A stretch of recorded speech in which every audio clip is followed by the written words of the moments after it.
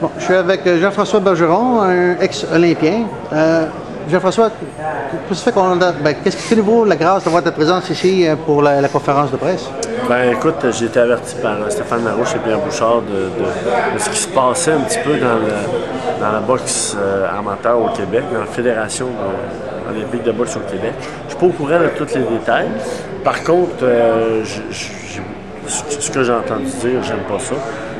L'opinion de Stéphane, pour moi, ça vaut de l'or. Donc, je suis venu ici supporter, puis j'ai entendu.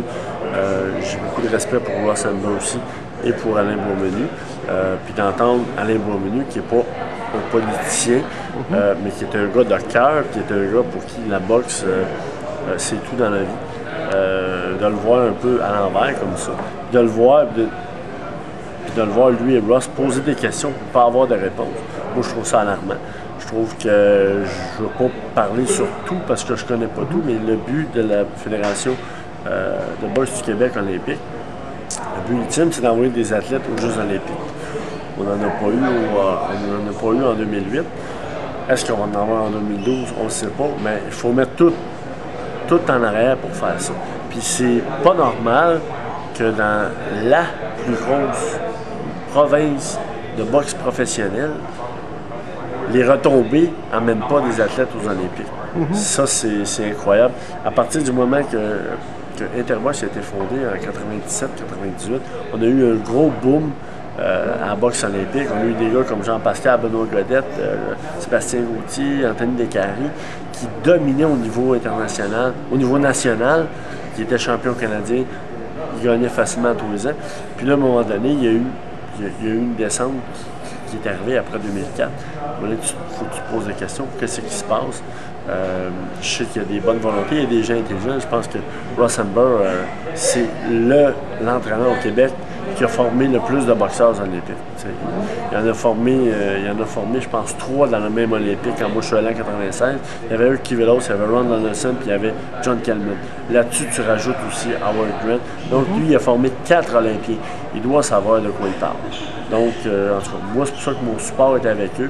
Puis j'espère vraiment que la Fédération de boxe olympique va s'ouvrir un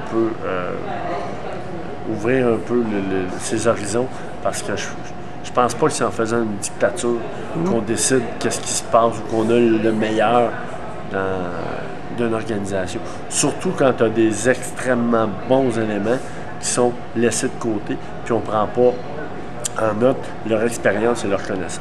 Est-ce que tu es familier avec les officiels comme Hénon, Desnoyers, Mathurin et compagnie, qui ont été mis de côté? Écoute, honnêtement, pas vraiment, puis je suis plus beaucoup dans la boxe amateur. Par contre, sur ton site, j'ai lu la lettre de Nicolas Hénault. Je connais Nicolas Hénault parce que j'ai boxé avec lui. C'est une personne très, très honnête, très intègre. Et dans le temps que je boxais avec lui, il était aux études, puis j'étais à même de voir que c'est une personne qui était pour aller loin. Donc, je pense pas qu'il y a rien à gagner. Je pense pas que c'est pour sa propre personne qui fait ça. Il gagne très bien sa vie. Il fait ça pour le bien de la boxe parce qu'il a ça à cœur. Donc, si tu as des gens comme ça, qui à un moment donné, qui décrivent, si tu as des gens de qualité qui décrivent une situation, c'est peut-être qu'il y a quelque chose qui se passe tout croche. Je te remercie. Merci François.